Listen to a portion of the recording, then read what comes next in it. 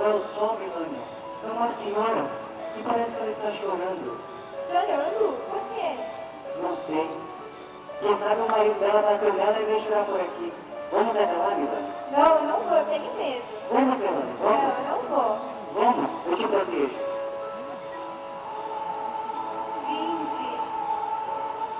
Vinde, meus filhos. Não tenhais medo.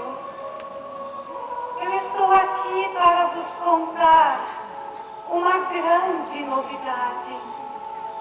Se meu povo não quiser se converter, eu sou forçada a deixar cair o braço do meu filho.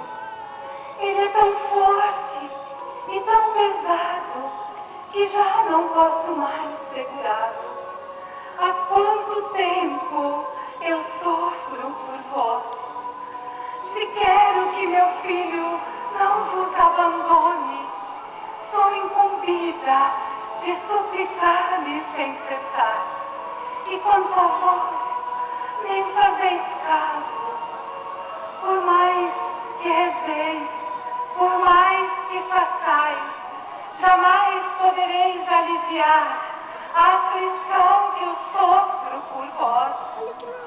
Dei-vos 6 dias para trabalhar. Reservei-me o 7º, e nem este querem conceder-me. É isto que torna tão pesado o braço do meu filho. E também os carroceiros não sabem jurar sem blasfemar, usando o nome do meu filho. São estas as 2 coisas que tornam tão pesado o braço do meu filho.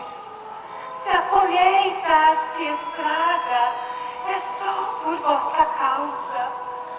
Já vos mostrei no ano passado com as batatinhas, e vós nem fizestes caso.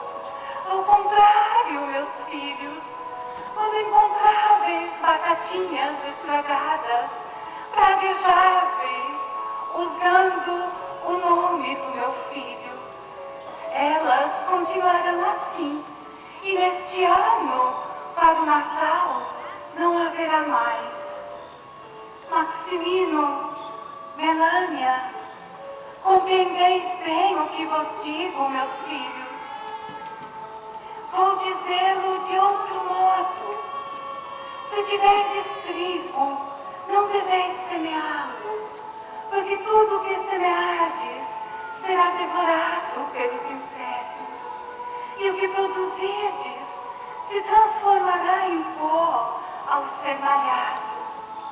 Virá uma grande fome, mas antes que a fome chegue, as crianças menores de 7 anos serão acometidas de um tremor e morrerão nos braços das pessoas que as carregarem. Os outros, meus filhos, os outros farão penitência pela fome. As nozes caruncharão, as uvas apodrecerão. Mas, se vocês se converterem, meus filhos, as pedras e os rochedos se transformarão em montões de trigo, e as batatinhas serão semeadas nos roçados. Maximino, Melania, meus filhos queridos, fazeis bem a vossa oração. Não muito, Senhora. Ah, meus filhos, é preciso fazê-la bem, de manhã e à noite, dizendo ao menos um Pai Nosso e uma Ave Maria, quando não puderdes fazer melhor. Mas quando puderdes, meus filhos, rezai mais, rezai mais. Durante o verão, apenas algumas senhoras de mais idade vão à igreja. Os outros trabalham no domingo durante todo o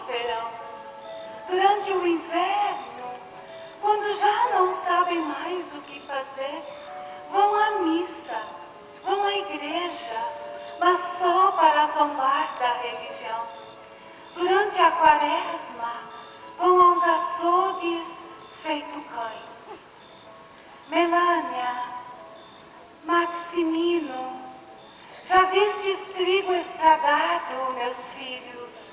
Não, senhora. Mas tu, Maximino, meu filho, deve tê-lo visto uma vez com o teu pai em Coim.